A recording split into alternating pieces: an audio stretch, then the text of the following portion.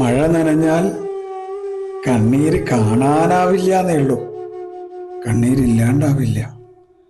ഒരു പരാതിയും പരിഭവം പറയാതെ ഗുരുവായൂരപ്പൻ്റെ നടയിൽ നിന്ന് ഒരു പുഞ്ചിരി ചുണ്ടിലൊട്ടിച്ച് കണ്ണാന്ന് വിളിച്ചാൽ കള്ളക്കണ്ണൻ ഒന്നും അറിയില്ല എന്ന് വിചാരിച്ചു.